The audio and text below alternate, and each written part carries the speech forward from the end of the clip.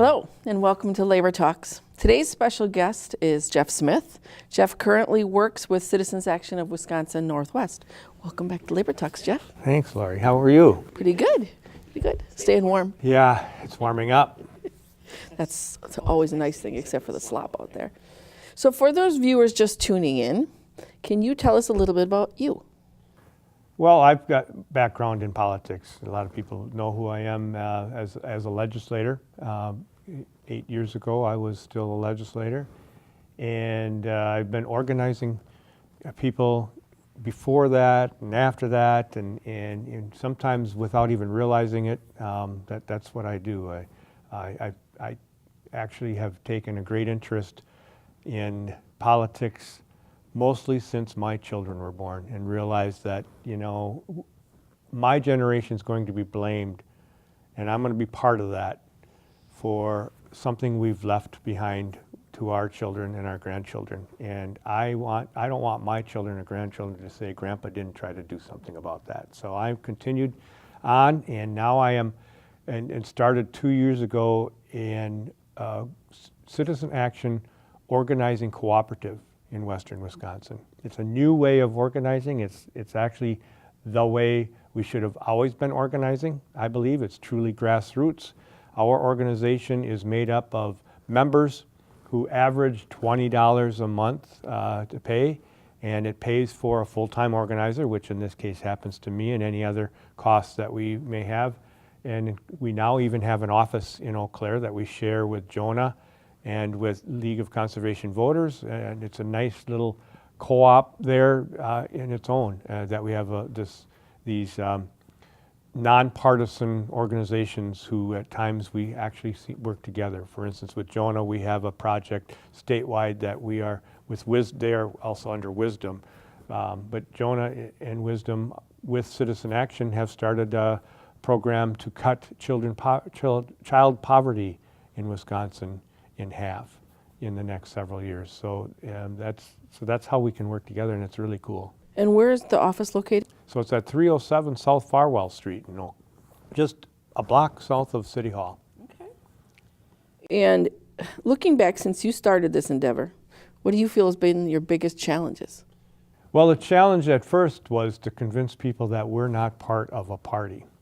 So I can give you some proof now, because since we have had a lot of success, this model is working. So we've even created co-ops now in Wausau for north central Wisconsin, in Green Bay for northeastern Wisconsin, and of course, actually the first one was in Milwaukee. But they never thought they would go rural or go outside of there, and we've proven that it can work. People want to have something that they feel they own and can make a difference with outside of the party structure. And the party structure has its faults, as a lot of people know, but it's there for a reason. It's there to get people elected. What we are able to do, and what I'm getting at, is we actually now created our own platform. That's never been done before for a group like ours. So we have our own platform of what we consider the goals for the state of Wisconsin over the next 8 to 10 years. And we've got it on paper. We've adopted it on a statewide basis at our annual meeting in Milwaukee. And all of our co-ops worked on that for months, had input into it, and I'm really proud of it. And what makes it different than a party platform is that we are actually going to be using this as our basis for all of our actions, for all of our endorsements for candidates. And even beyond that, once people are elected, this is what we expect from them. You're going to continue to inspect what you expect. We're going to put their feet to the fire. And can you explain a little bit about that platform? Well, we are a progressive organization. So it's a platform that contains good government measures like gerrymandering reform, issue ad disclosure, campaign finance reform, those sorts of things, and of course accountability. We always have been, Citizen Action has always been, way before I was involved for 30 years, healthcare has been their real mantra, and creating a system that serves everyone fairly. And then in public education, we are opposed to putting public money into private vouchers And that's in there and really spelled out in different ways. But a lot of other things too, funding of public education, funding of the university system, and then environment. My particular our organization, the Western Wisconsin Co-op, most of my members are adamantly zeroed in on the environment and protecting our water particularly. This is why we became leaders in the fight against factory farms, which affects our groundwater negatively all over the state. And so that is in there as well, is what we expect for regulation and ability to be able to protect our water and our air and things like that. Economic justice. We backed living wage ordinance in the area and passed in Eau Claire County the most progressive living wage ordinance in the state of Wisconsin, and back that and support that. And we'd like to have that happen in a lot of other places. In fact, eventually it happens statewide. So we're about making sure families are able to provide and live decent lives and not have to work 3 or 4 jobs and never have time for their children, those sorts of things. We think it's important. So those are, that sort of describes all of the diverse targets. Well, and I know, I live in St. Croix County, and I know that you have been over, we've had events over in that area because of the water. I know there's one of those factory farms by Emerald, Wisconsin, that's been giving problems. As a village board member, I know that we had one of those companies come and ask if they could do the cleaning the wastes and being able to give it back to the farmers cleaned up. And they wanted to put it in our village, and we were like, no. So, I mean, those are all things. And I'm a member of Citizens Action. Can you tell the viewers when you meet and how often and where? Well, that's an interesting question. Our issue teams meet, and they're very active. Our healthcare team, they meet every 2 weeks on the dot, 9 o'clock in the morning on Mondays in our office. Our education team meets on fairly regularly because they're really zeroed in on voucher accountability. Our environmental team is always busy. They don't have a regular schedule for meeting though, and neither does our economic justice team or our election fairness team. But we have projects going on out there. Now as a whole, for our full membership, we'll have an annual meeting. And I would like us to do that more often, but it's not always easy to secure a location, and we are spread out, as you know, you're an hour away, so I try to make sure I am constantly keeping my members informed of what's going on, giving them opportunities to get involved, because bottom line, my job is not to do things for everyone. My job is to get out of the way, but also give them the opportunity and lead them or advise them how each person can be their own leader and make things happen and feel like they're involved. And the committees meet at the Farwell office, right? They have, yep, yep. Will you be taking an active role in the 2018 elections? We are active right now. We were active in the 10th Senate District. We won? Yeah, which was a turnover, right? And it's been getting national attention the last 2 days, and it should. That's a wake-up call. I believe the Republican Party has said that, and I think they should understand that. Hopefully there's going to be a little more attention paid to all of us, and they should be representing all of us. That said, the spring elections are coming up. We're very involved in spring elections. I'm working with 16 candidates, and that's going to grow actually, because that's just in Eau Claire County. I'm working with Chippewa County and Dunn County and maybe St. Croix County as well, because we have members there. So we want to be sure we have progressive people on the ballot, with progressive messages and following our platform, right? So then that leads us to the fall elections. And that's where really the platform is going to be coming in handy. And we're going to be endorsing candidates. And we're going to be even maybe recruiting candidates. And we do all we can to be sure that people have we have really good people on the ballot. And working with other progressive groups for like forums, like the governor's forums that have been going on. And thank you for mentioning that, because you've already been a part of a forum for this governor's candidates. We're putting on a forum on February 10th, at the Eau Claire Children's Theater. That's a Saturday from 10 till noon. And we've invited the nine candidates that have shown themselves to be serious candidates with paid staff and most active.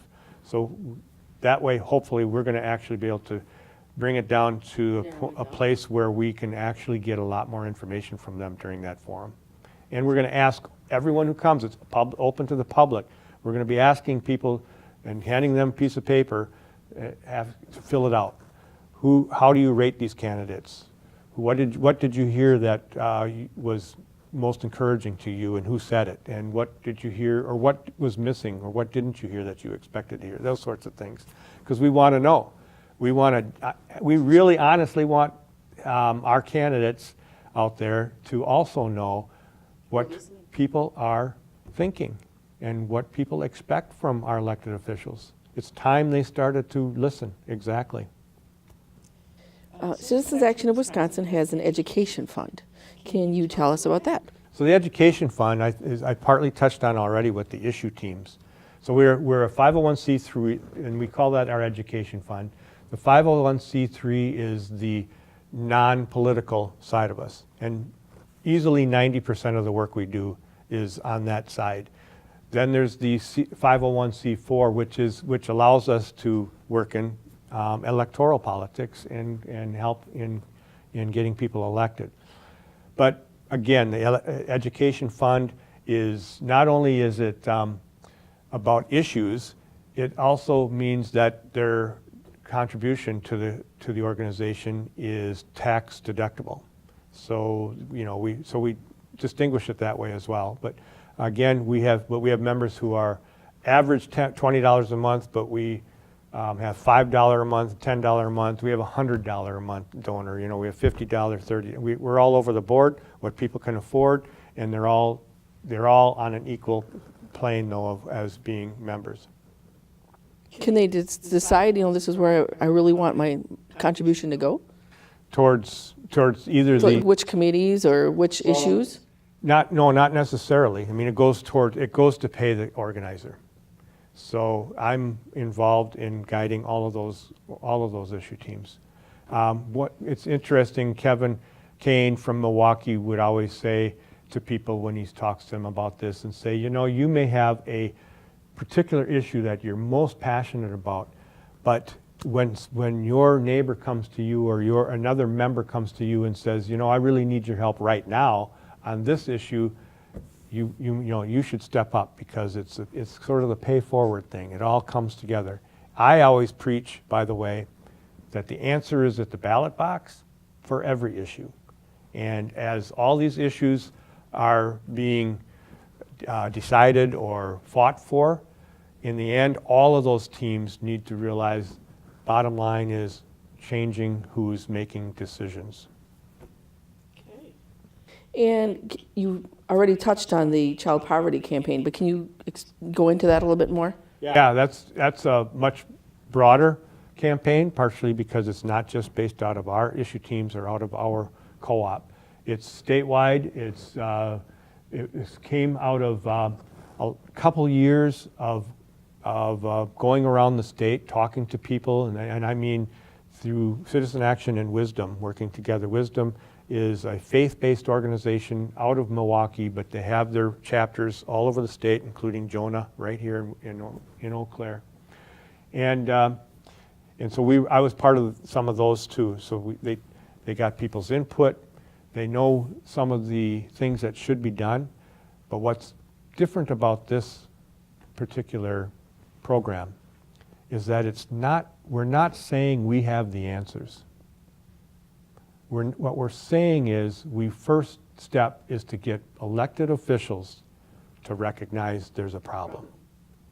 If we can start there and get elected officials, even on a campaign, make it a campaign issue, the problem is poverty, and it exists. And we need to do something about it. It is not the children's fault they live in poverty.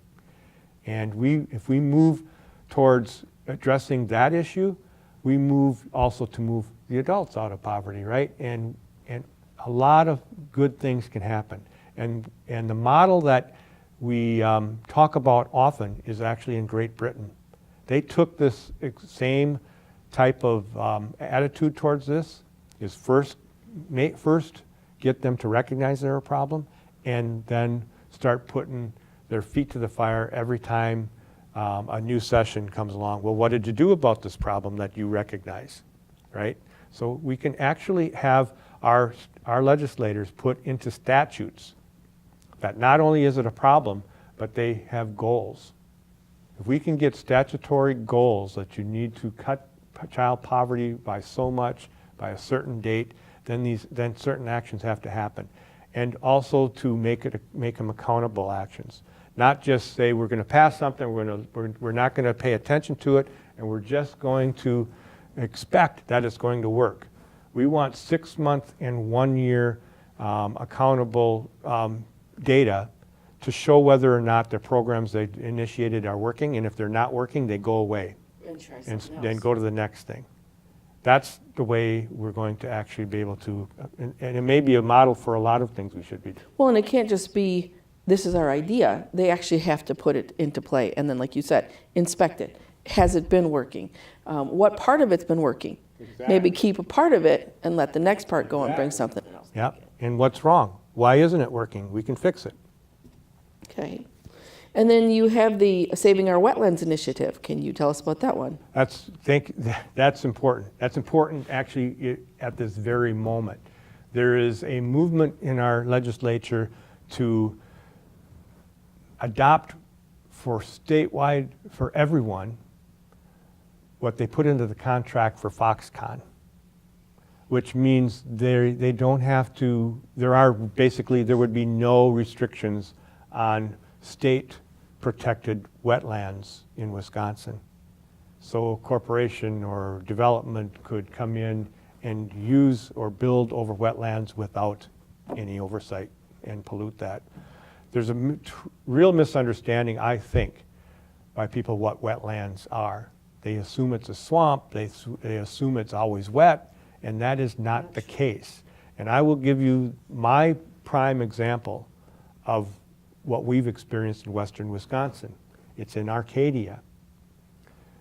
10, 12, actually more than that, many years ago, Ashley Furniture wanted to build on a wetland. They, in fact, were so certain that they needed to do that and certain they could do it without harm, they actually got into electoral politics themselves and had a lot to do with Rod Moen losing a 2002 Senate seat. That was his Senate seat. Then they got their wish. And since then, Arcadia, as we all know, has had a handful of 100-year flood moments. That's what wetlands are about. Wetlands are like a sponge. They take that overrun of the creek or the river.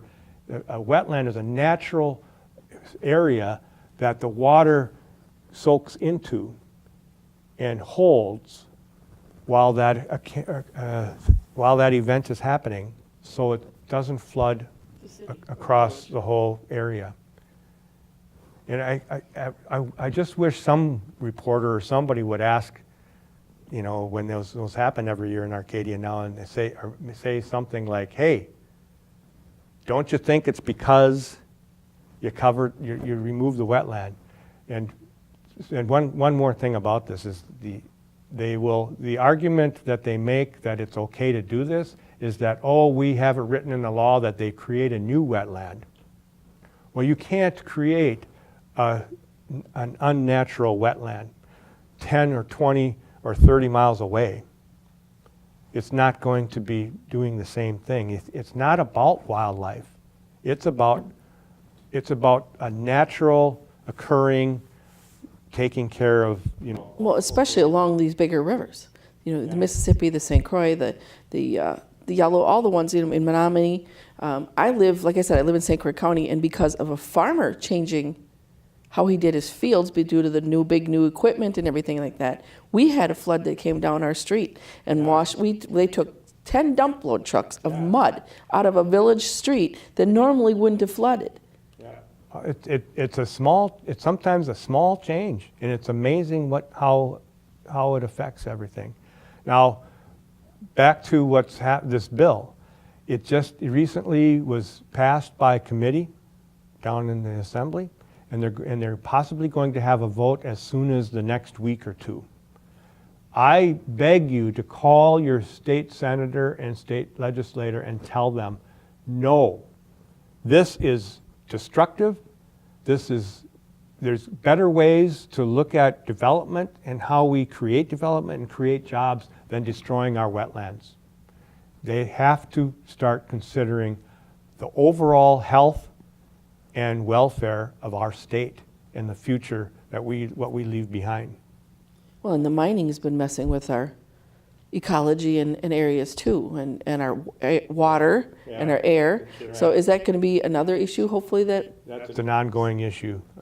It's a serious ongoing issue, and of course, there's this idea of extraction of our resources is good for business. But extraction of our resources is a couple things there. Nothing lasts forever. Mining has always proven to be a very negative impact on communities because it thrives for a few years and then it's gone, and they go deep into depression. So that's the economic side of it.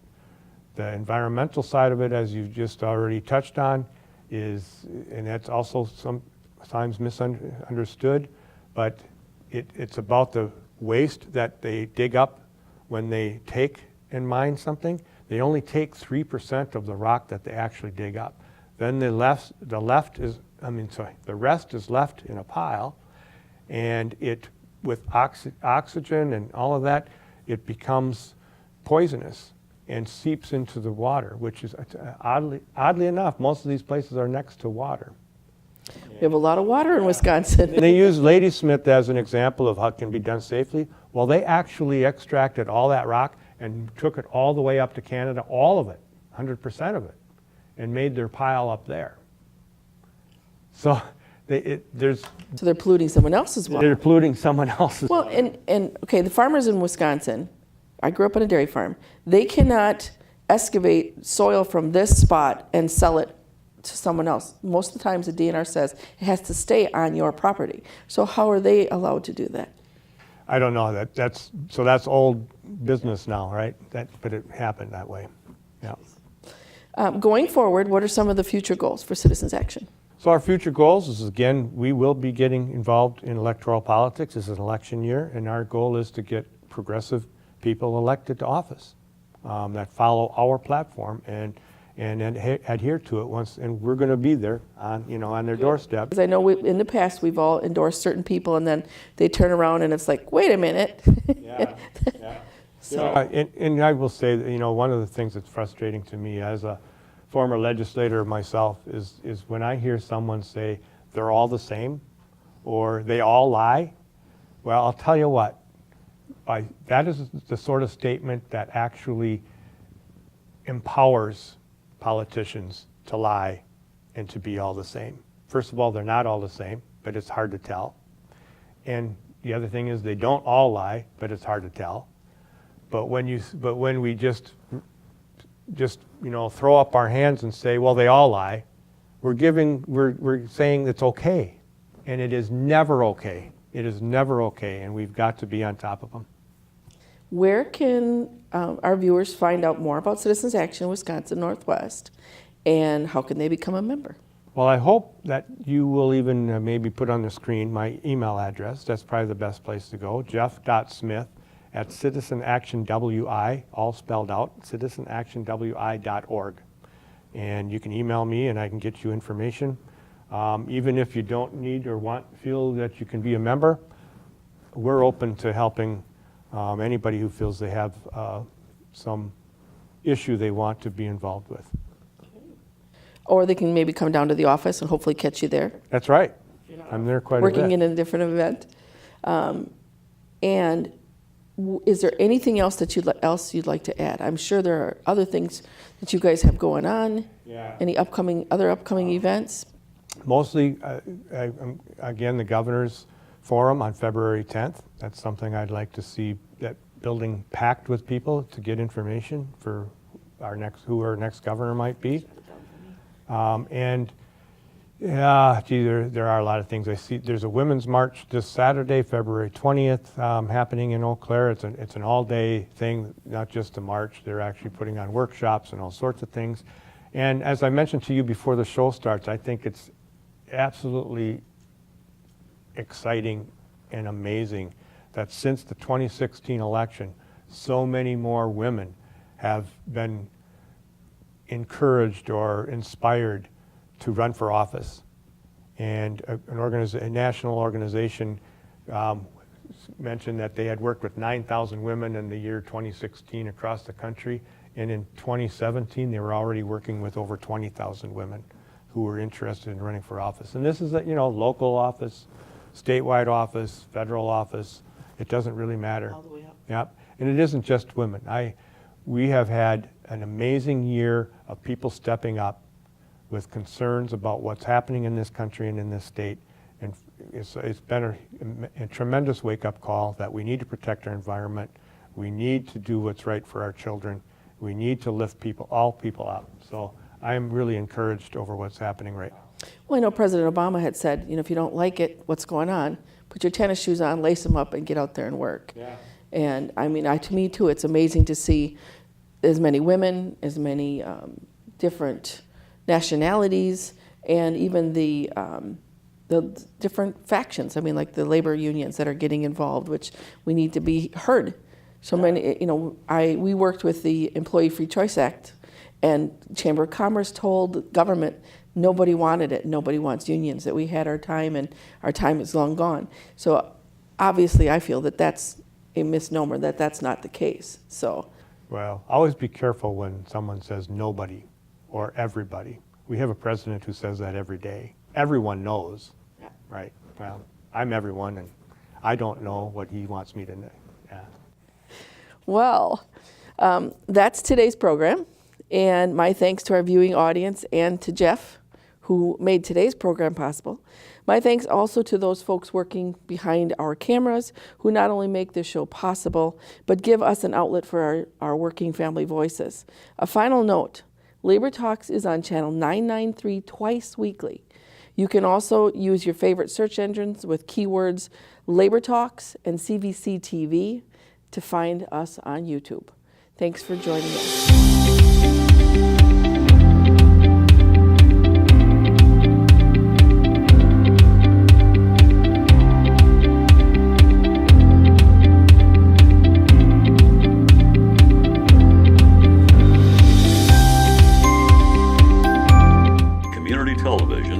Possible by continuing community support. If you would like to volunteer or make a donation, you can contact us by calling 715-839-5067 or on the web at www.cvctv.org.